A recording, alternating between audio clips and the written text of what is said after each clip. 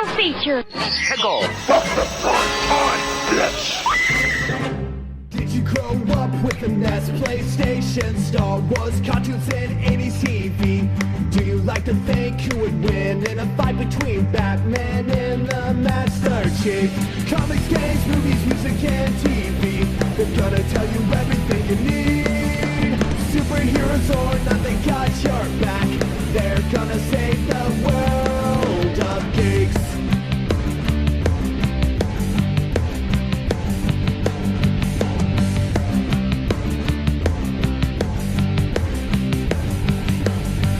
Comics, games, movies, music, and TV. They're gonna tell you everything you need. Superheroes or not, they got your back. They're gonna save the world of This Week in Geek. This Week in Geek. Hey guys, what's going on? You are listening to ThisWeekInGeek.net. I'm your host, Mike the Birdman, and happy holidays, happy Hanukkah, Kwanzaa, Yule, Solstice. I'm sure I'm missing something. Festivus for the rest of us. That's right, we are here, and I'm not alone as I joyously dance around the Festivus pole. It's Alex, the producer here. That's right, guys. So we are here to do our annual TWIG Christmas commentary. Now, normally we do a feature-length movie. However, this year is going to be a little bit different just because doing a feature-length record socially distanced is a little bit harder than what we've realized previously. We can do it as we did that with the Ernest Scared Stupid Halloween commentary we did earlier this year. And it worked out okay. Not without some technical difficulties in the background that made it more frustrating than we expected. Yeah, so we are going to do more commentaries in the future because, let's be honest here, folks, this isn't going away anytime soon. But for the sake of this, we figured out some of the technical bugs, so we know we can do these in short little bursts. And this is a little bit easier for you to find, actually, to watch along with us. You're going to be using a YouTube link that somebody has graciously posted on their YouTube channel. So hopefully this doesn't get nuked. It's been there for a few years. It's one of those ambiguous gray areas that there's been DVDs released of the show, but never the original specials. There was like a VHS tape from 25 years ago, and there's been nothing since. Yeah, so you're going to be joining us as we watch the Canadian original cartoon of the Raccoons. Now, from what I understand, this special was actually quite big, or not the special, this series was quite big over in the Middle East for a number of years. Really? I know it was decent in the UK as well. I remember reading this. I want to say it was on Wiki or on some blog. So my memory of this may be somewhat sketchy and don't trust it. But I seem to remember people saying the Raccoons was huge in Israel for like years. You know what? That doesn't surprise me. There's weird shows that you wouldn't expect. For instance, do you remember the anime show? I guess as a kid we wouldn't have known it was anime. There was a Sherlock Holmes show that was dogs. Oh, Dog City. Yeah, I love that show. No, not Dog City. An anime. What was it? Is it Sherlock? I don't remember the title of it, but it's TMS did the animation, the people behind Batman the Animated Series and a bunch of other stuff. Well, it was a co-production with Japan and Italy, but done entirely in English with not like a local cast, but like an American cast. Huh. And they did it for like international and English speaking audiences, but it was made for the Italian market because that was at the time when anime was getting popular in Italy and Spain and all the Italian and Latin speaking areas. So it's happened. There's been weird situations where a show like that got super popular. Another one that's weird like that. Do you remember the show? Here it was called, I think, Tropical Heat. In the States, it was called Sweating Bullets. Yeah. Early 90s, like detective not mystery, but like thriller action show based in like South America, or supposed to be like south of the border sort of thing. Rob Stewart, the Canadian actor, is the star, and a bunch of other Canadian people show up in it. Ran for 3 years. Really successful in Canada because we didn't have a whole lot of homegrown TV shows in the 90s. it was one of those CBS Saturday night shows. Remember when they tried doing Saturday night primetime for a while? Yeah. So it was there, but it was like early 90s, right? Well, like 20 years later, we're talking late 2006 to 2010, becomes the most popular show in Serbia. That's because so weird. they finally got it. Like it's one, it's one of those things where like it just 20 years later becomes a hit internationally in an audience it was never intended for. So I think that could be a similar case of the Raccoons is like becomes a hit in Israel, even though it was never intended to be a hit there. I don't know why, but I for some reason I want to do a Wolf Larson appreciation show at some point. We could do a Wolf Larson appreciation show. That's no problem. We could talk about Tarzan, or Canadian Tarzan with an accent on it, so that they could get around some copyright issues. Tarzan. Yeah, it's Tarzan with an accent above the A for whatever reason. Tarzan. Yeah, with Jane, who speaks with a French accent and has a hard time speaking English, and then all the other people, it's like they got her because they had a Quebec production credit or something. Wolf Larson, and then what was my favorite action show of all time, L.A. Heat, which was the biggest ripoff of Lethal Weapon. In fact, it's a better Lethal Weapon TV show than the Lethal Weapon TV show. But it did not have Sean William Scott in it. It didn't have Sean William Scott in it, but it had Mr. X from Stephen Williams, yes. Yeah. So I mean it, and every episode has cars exploding and people flipping and ridiculous 90s, like it's basically Walker Texas Ranger on steroids, even more. So like we talk about that, and Wolf Larson shows up in a lot of different shit that you wouldn't expect. What was he in? We watched a movie with him in it recently. Shit, I know. He's in one of the. He's in. I think it's Hard Ticket. Maybe, yeah. He's either in Hard Ticket to Hawaii or Picasso Trigger. I think it might be Picasso Trigger. I think so, yeah. So he's one of those actors that's like famous in certain circles. He's the Lorenzo Lamas of Canadian TV. So we will talk about him next year on Loose Cannon, I'm sure. So just before this call, me, Alex, my wife Blair, and my roommate Shannon all did a virtual Christmas. We opened up our Christmas presents to each other. There was some miscommunication where my wife forgot one of Alex's Christmas presents, but thankfully, gift cards, you can just take a picture and send them the code that they can activate. So what Alex got me was a Creative Labs headset. It's the SXFI Gamer Edition. It's the this headset. It's got RGB lighting, which Alex knows I love that flashy, trinky shit. We reviewed the lower end version of that before on the show, and I'm like, that's the better version. It has RGB lighting. Michael will like RGB lighting, so let's get that for Michael. Yeah, because at least it's a product I know that's good. So that's always a bonus. He also got me a couple of different soundtracks, and I think these come from La La Land Records, I think. Yeah, you're a big score guy. Yeah, I love scores to certain movies, and he got some of my favorites actually. So he got me Friday the 13th, The New Blood, which is the first appearance of Kane Hodder in the makeup for Jason, and stars Lar Park Lincoln as Tina, as the psychic who fights Jason. Stargate, which was the movie by Roland Emmerich, which we're doing Stargate SG-1 at the end of January to the beginning of February, somewhere in there. We'll be playing Tactical Weapons Integration Group, or TWIG. And he also got me the soundtrack to Teen Titans Go versus the Teen Titans. This movie was surprisingly funny and surprisingly good. I remember when you were in the hospital that you saw it? No, I saw it the summer that I got out of the hospital. I got sent it.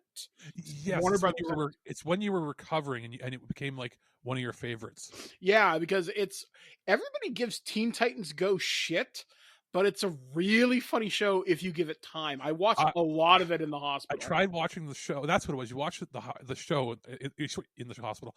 I hate the show. I loved the movie. So yeah, I might have to go back and give it another try. But I did.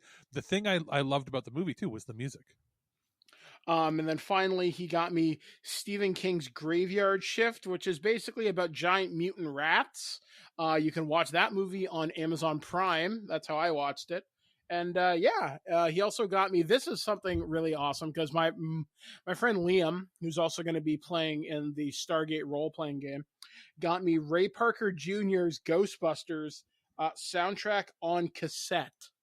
So that's important to mention Liam because Liam got me a Walkman for my birthday this year. And one of the few things that my mom gave me before she passed away when I was a kid, she gave me the Ghostbusters 2 soundtrack on cassette, which I still have, and it still works. It does sound a little muddy, but it works. I was listening to it within the That's last few part of the weeks. charm, though, right? Like, is if you want a pristine audio, you'd listen to a CD or a digital copy.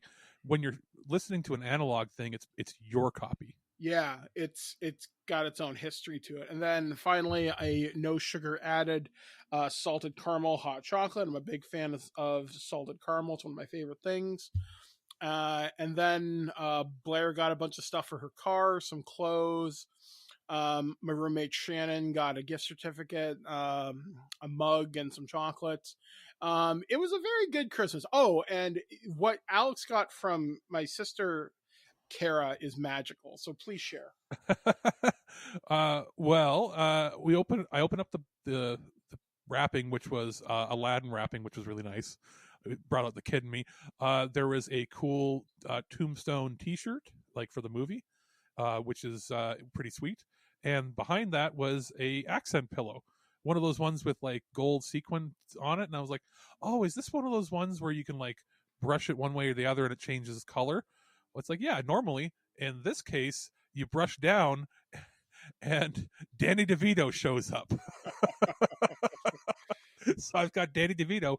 I'm going to keep him like on the couch next to me. I'll prop him up like he's really there by putting him on top of some other pillows. And I can turn and talk to him like we're watching TV together and not go crazy by myself. And that is the magic of social distancing. Now, this is something I was actually going to do for you for your birthday, but it's going to come out in January. You're going to get it in a few weeks. So I'm just going to tell you now, you're getting another Christmas present from me and Blair. Oh, I know you're a big collector of vinyl. okay. I got you the soundtrack for the first time on vinyl, I think, of Cowboy Bebop.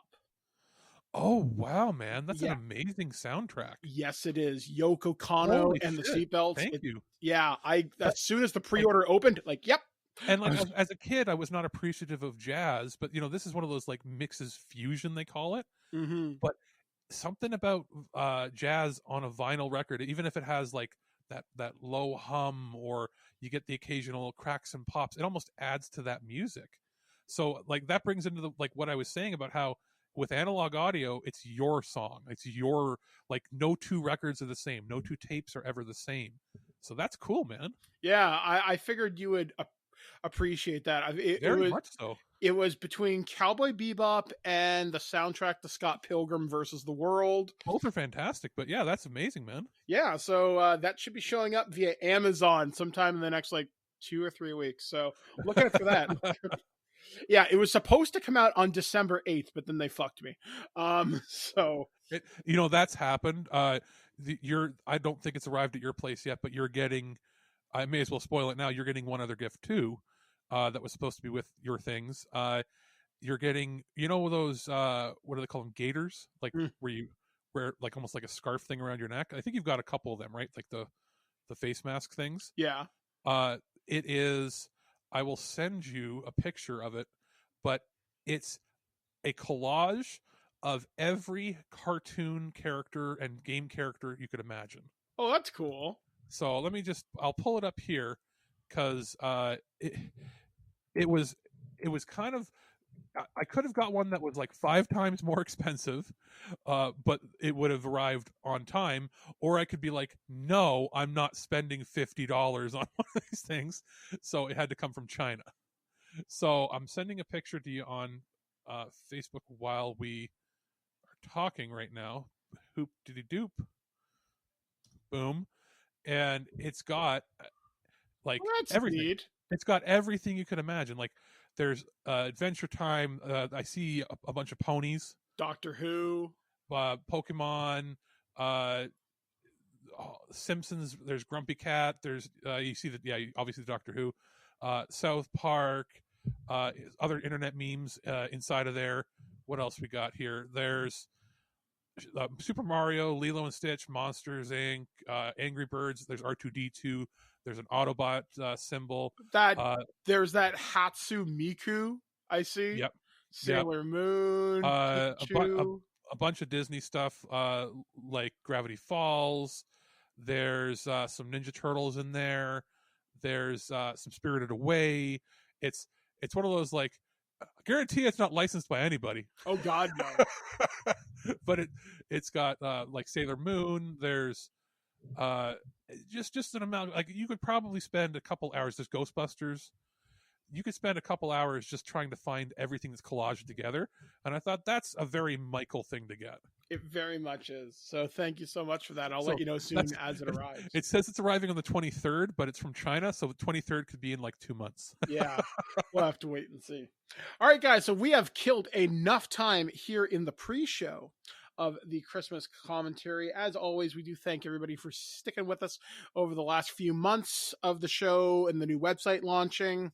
We have lots of new content coming out, but it is time to rock and roll with this. So in the episode description for this, so if you're listening to this on Spotify, you are going to have to go to the website, thisweekingeek.net, and you'll have to look for this episode post to see where we are finding this particular show we are watching today.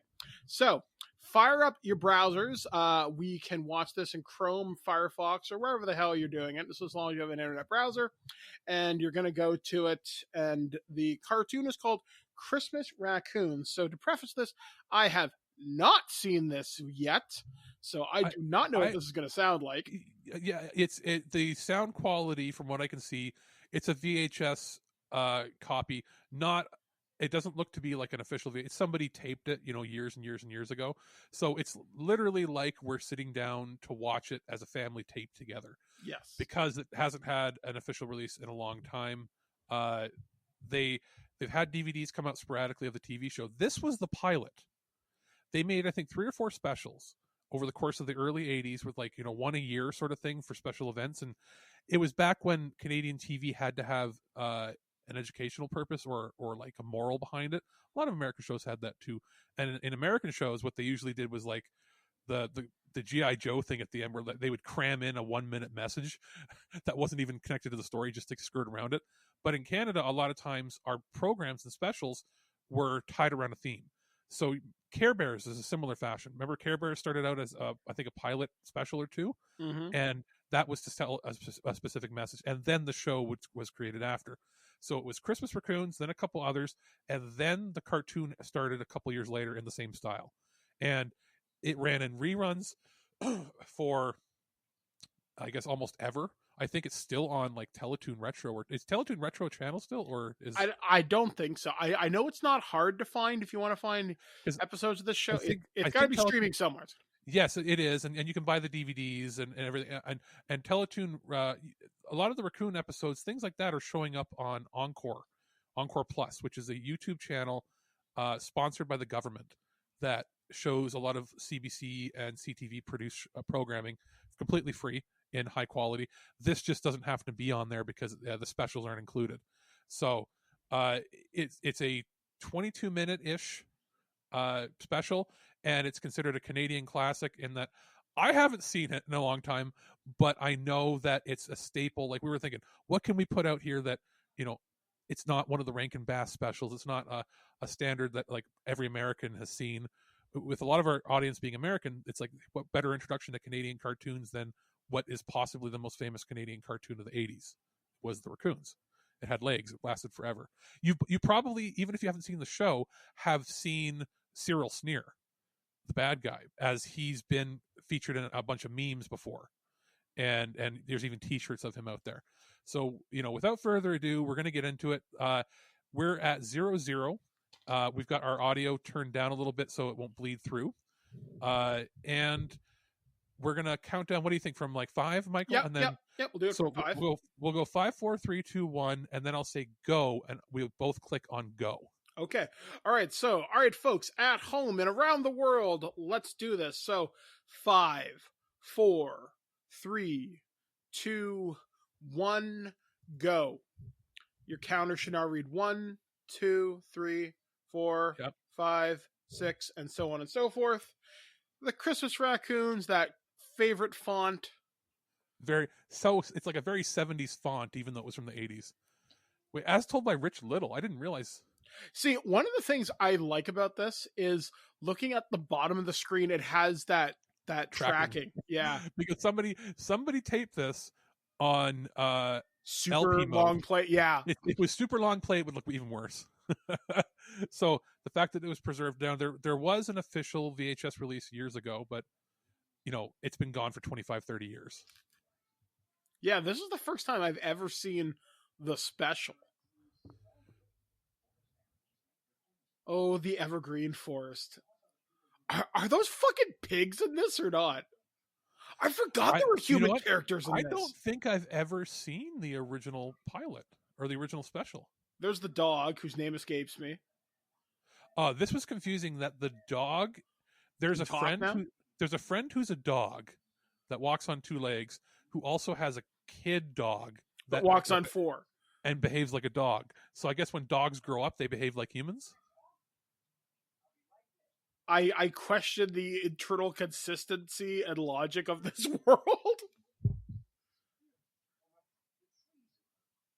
Okay, so this was the moral message: environmentalism, environmental and deforestation, which was, I guess, a very long-running theme in the Raccoon Show, because Cyril Sneer was like this.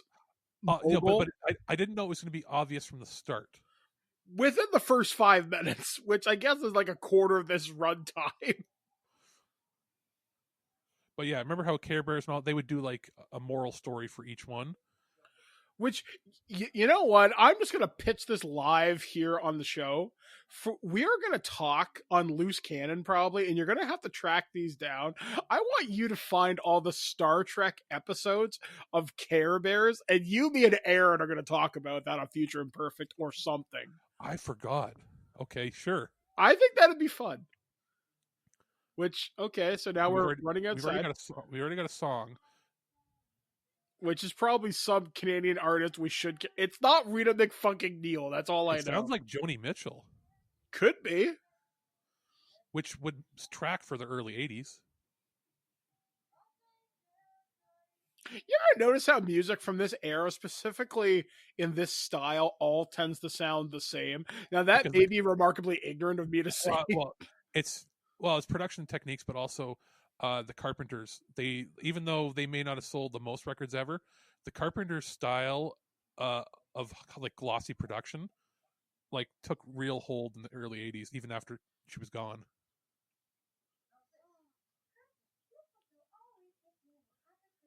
Now, I know they've changed the voice actors, obviously, when they... Oh. No, I think he's still the same. Yeah. Okay, I didn't know Saturday Night Fever. You may want to turn down your audio a little bit so they don't get feedback. Yeah.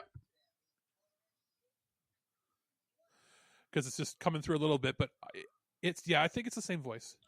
Yeah, I know the girl who plays Melissa, who's the girl raccoon, her voice is different. Bert is the same because he has a very distinct way of speaking. I don't remember his name.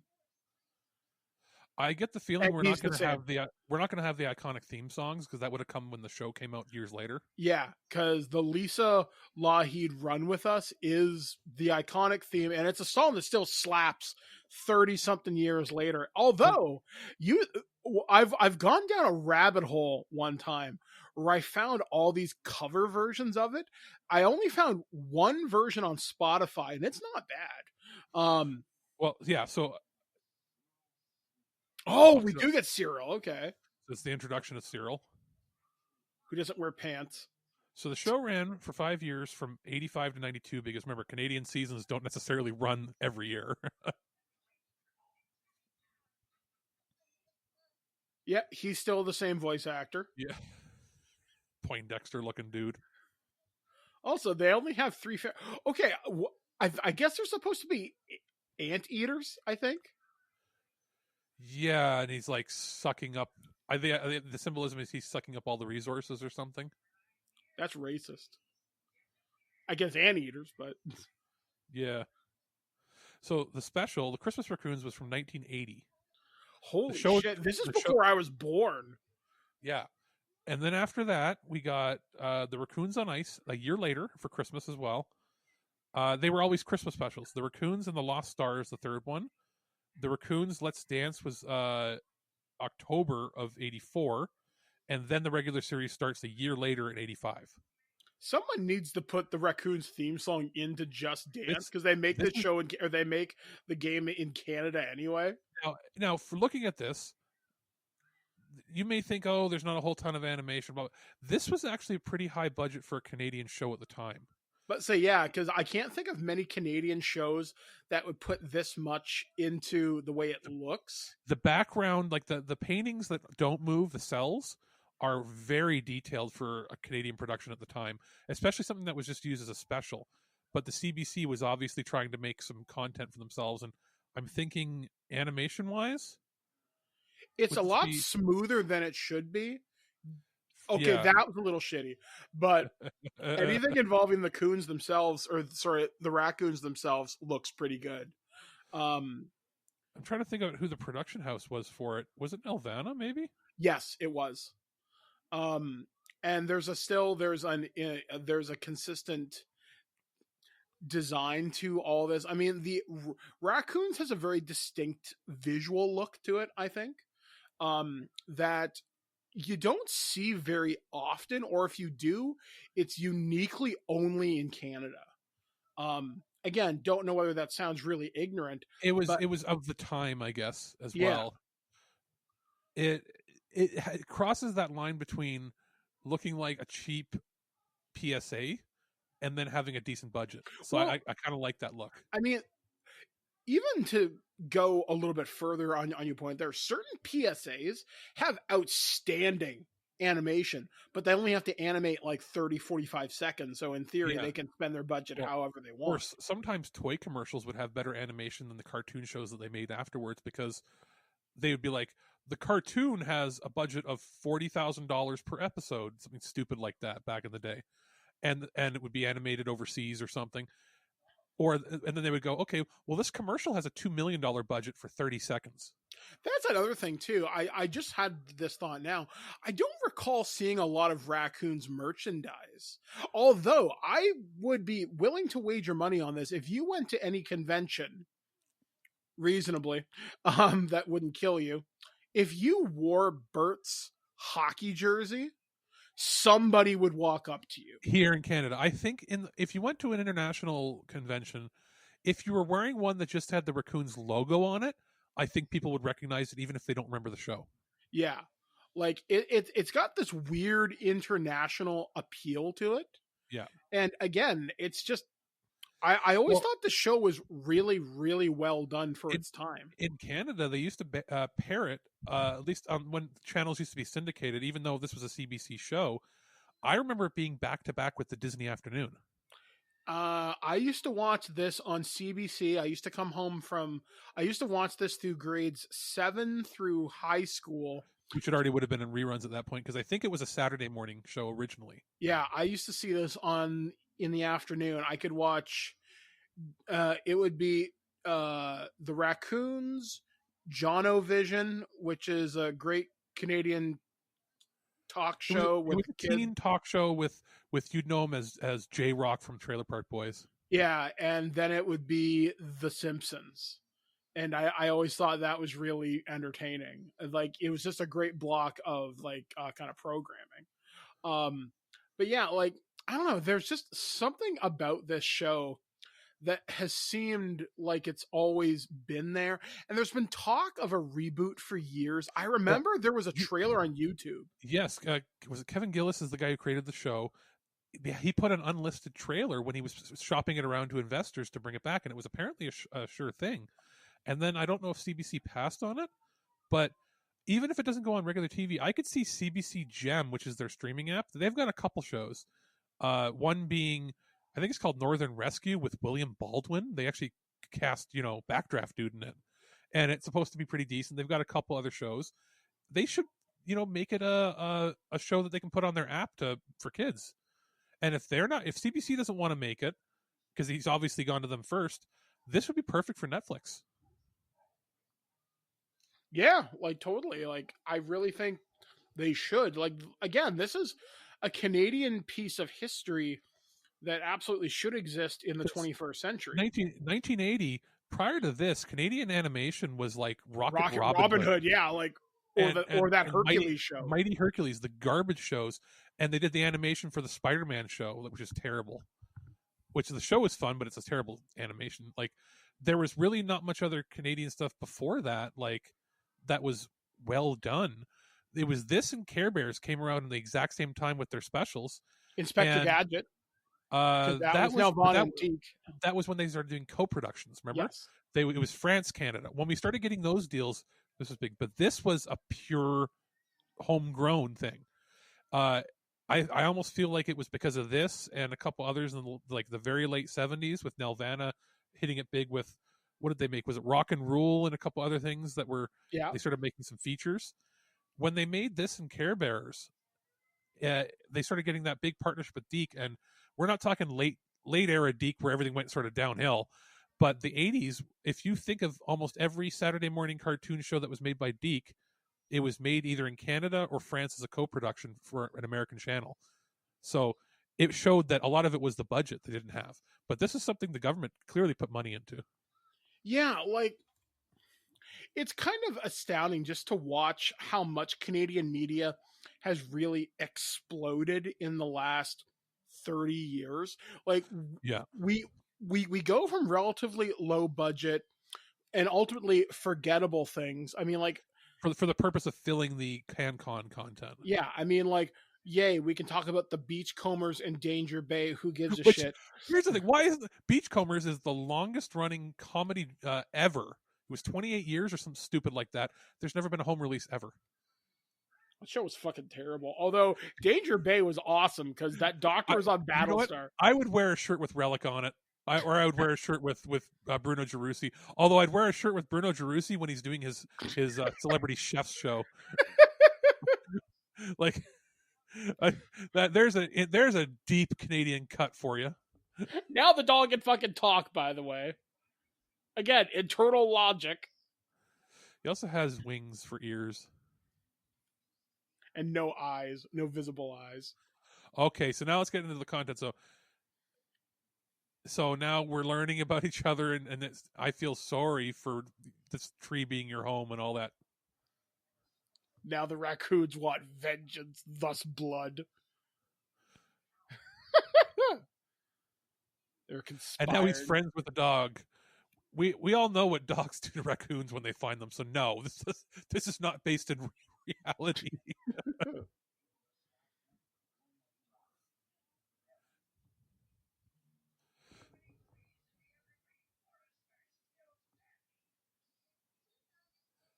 And I guess the whole evergreen thing, evergreen forest, if you're not from Canada, the big deal here is we have the most amount of evergreen trees in the world. So it was a no-brainer calling it the evergreen forest. I always just thought it was a clever name. No, because evergreen, pine tree evergreens. Yeah. We have like 90% of the world's, amount. And 80s would have been about the time that things started getting chopped down more, although not at the same extent as like in the States or other countries. But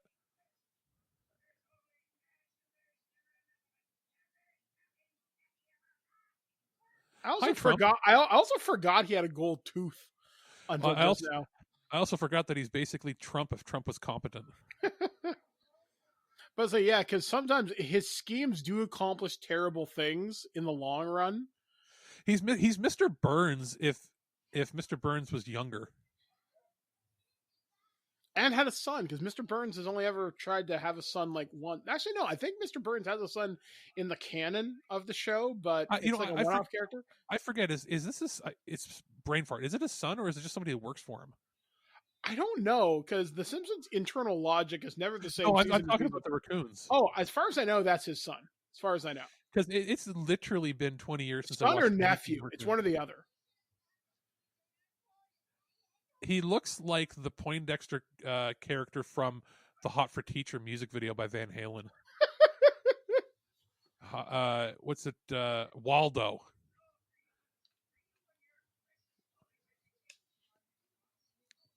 Kick his ass, Bert. You should hockey fight him. You got a jersey. It is his father. He said it is a crime for a father to want something for his son.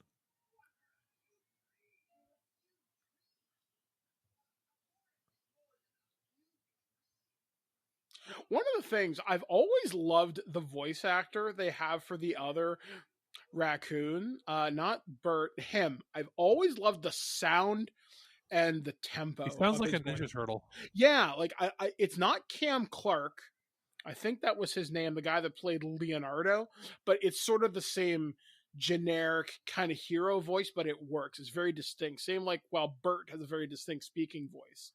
And the son and Cyril, like this show had a very good voice cast. That's Ralph Raccoon, right? Yeah, Bob, that's it. So Ralph Bob and Melissa. Dermer. Okay.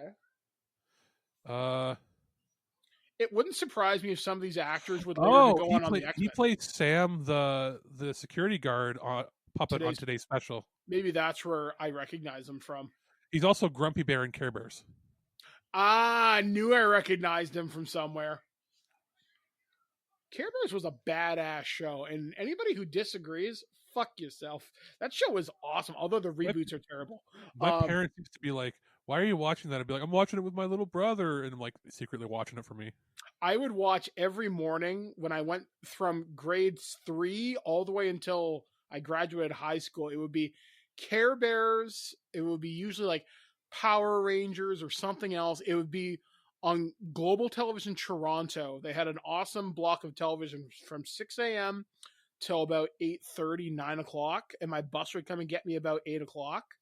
And I could watch, guaranteed I could watch anything from 6:30 till 8 o'clock because I'd be up anyway, getting ready for school. And he hasn't done much other voice acting. He had an appearance in the Santa Claus, the Road to Avonlea show. And that's pretty much it. It was basically today's special and Grumpy today's Bear? special Care Bears. Oh, when he was in Télé Français. Oh, good Lord. So he's that talking pineapple? Oh, no, I guarantee he's not him. But there's something if we want to really trip out our American listeners. One time we'll have to make them watch a Télé Français episode. Which I will understand precisely none of. I just remember that there would be rapping skeletons occasionally. Yes, I forgot about the rapping skeletons. They tried to make us learn French in school, and they failed miserably by making us watch puppeteered TV shows that were nightmare fuel. I wonder if there was an American equivalent to learn Spanish. I don't think so. I don't think there's an emphasis as much on forcing Spanish. Yeah, because yet in Canada it's compulsory until you're in high school. Yes, because America, Spanish is a second language, but I don't believe it's an official language. That's like you don't have to have things on government documents written in Spanish. In Canada, everything has to be written in both languages. Yes. So that's probably where that comes from. So fucking pineapple. No. Don't tell me that's a banana. That's a banana. No, it's a banana. No, it's blah, blah, blah, blah, blah, blah, blah. French. I don't remember any of it. Yep. Nope. Except that it was nightmare fuel and the rapping skeletons. And there was also a rapping skeleton in a Rush music video to Roll the Bones. So there you go. What was it what's with Canada and like rapping skeletons circa 1992? Or do you remember the Canadian War Amps commercial where there was the robot who got his arm cut off? He's like, Astar, my name is Astar. I can put my arm back on. You can't. Used to give me nightmares, and then I loved it later on. Yeah, if you want to go down a deep Canadian rabbit hole, look up some of our PSAs. Don't you put it in your mouth. Yes. There's another one. It involves actually no, I don't want to mention it because it's terrible, but it's funny for all the wrong reasons. How about the raccoon one? Are apples for raccoons? I've never heard of that one. It's the woman reading the storybook to her kid, and the storybook is a raccoon that's trying to eat berries that are in mushrooms and stuff, and then it's like, nope, those are not for raccoons, and then it picks up an apple at the end. What about apples? Yes, you can have an apple. Apples are for raccoons. So if you've learned anything from today's thing, you're told basically to ask your mom and dad if you can put things in your mouth. Yeah, and if it has a thing of poison on it, don't eat it. Yeah. There are other Canadian PSAs that are great. There's the Prevent It campaign from 2004 or 5 was crazy. Any of the work hazard ones? Prevent It, which they aired the first one a total of one time before they had to edit it because it's a person talking Falling about how in they're going to have grease? an accident. Yeah, she slips on grease on the ground and dumps a boiling pot of water on her face, and she screams a blood curdling scream, and then the camera cuts back to her as she screams again, and her face is all bubbled up and burnt to a crisp. Yeah, dead serious, folks. It's wild stuff. And the other one where the lady's climbing a ladder and she's like, somebody should be spotting me, and then she falls, smashes through the glass, gets up, and there's a giant shard of glass sticking out of her.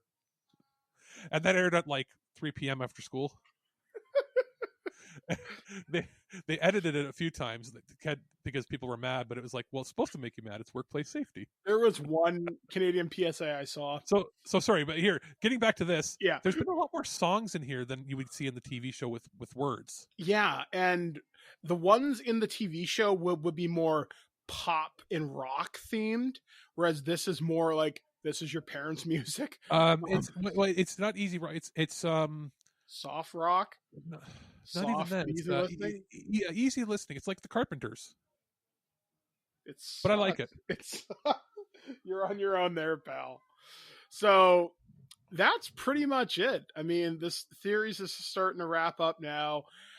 If you want to check out the Raccoon Show, honestly, do it. Like, it's fantastic. I mean, if you haven't heard the theme song, it's called "Run With Us." That's the closing theme. The opening theme is them describing the show. Oh, right. And "Run With Us" was used 50% of the time with lyrics, and 50% of the time without lyrics. So some have it there, and it was also made famous in the last decade by the movie Hobo with a Shotgun. It was the ending theme to that. That's right. I forgot about that. So that's which, by the way, Hobo with a Shotgun. Now this is over, we'll just sort of play it out. But Hobo with a Shotgun was interesting in that it started as that fake trailer for they had a campaign, make a fake trailer for the Grindhouse movie for Robert Rodriguez, and if we like it, we'll put it in the trailer. So in Canada, it was a Canadian that won, so they got to show that there. And then he ended up raising enough money to make his own theatrical movie that got released, starring Rutger Hauer, and some of the people from like Trailer Park Boys show up in it. And it was a authentic Grindhouse movie that, quite frankly, started because of Robert Rodriguez letting him put a trailer in a movie. And it's utterly fantastic. The movie itself is entertaining as all shit. So yeah, Rich Little was the storyteller. Now, isn't Rich Little that comedian?